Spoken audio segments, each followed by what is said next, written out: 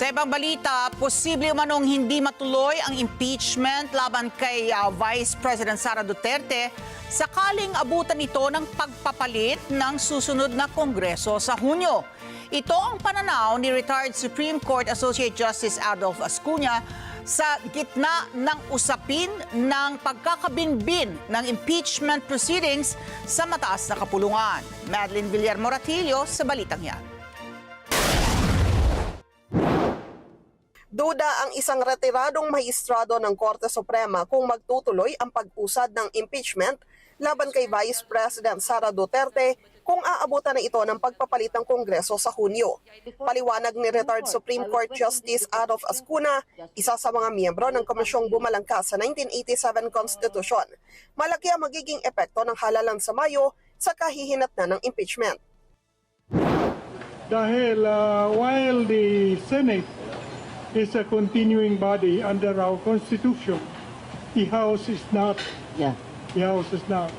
So with the elections that is scheduled in May this year, we will have a completely new set of representatives in the House of Representatives.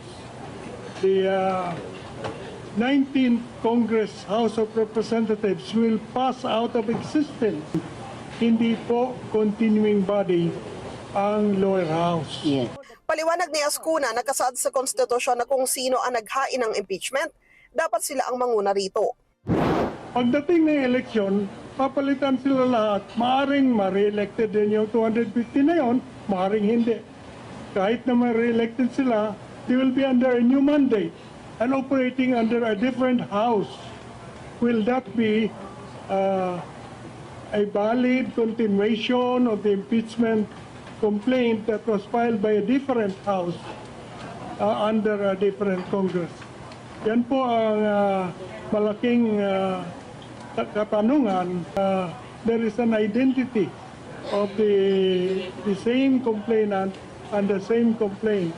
At kailangan siguro na babaguhin to file a complaint for impeachment more than once in 1 year against the same official. Aminado naman si Ascuna na depende pa rin naman ito sa Korte Suprema sakaling maiakyat ritong usapin.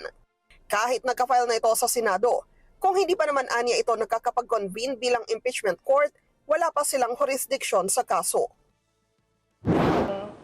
Yung word na file kasi,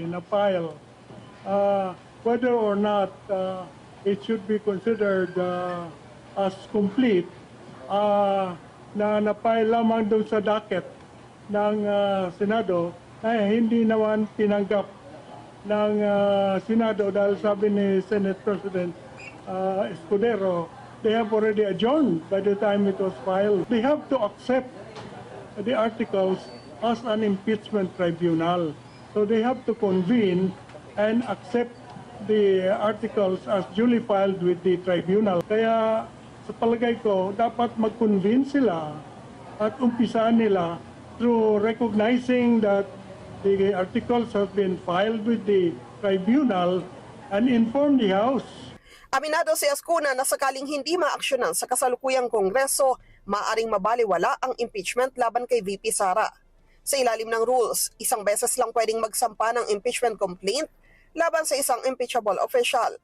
Giit naman ni Attorney Amando Ligutan, co-author sa ikatlong impeachment complaint laban kay VP Sara, na kapag acquire na ng jurisdiction ang Senado at sila na ang bahalang ipagpatuloy ang impeachment trial kahit magbago ang nakaupo sa Kamara.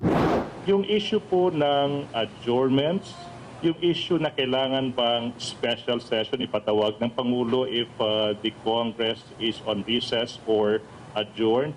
You know, these problems, these issues are only relevant kung yung pinag-uusapan po is legislative functions ng Kongreso. I.e., anong ibig sabihin nun?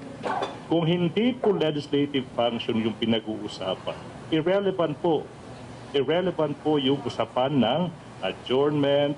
Sa tanong naman kung may epekto ang pagsulong ng inciting to sedition complaint laban kay VP Sara sa impeachment, Ang tanong whether or not while pending yung impeachment Opo. proceedings, pwede ba mag-file ng criminal case on the same grounds? Yeah.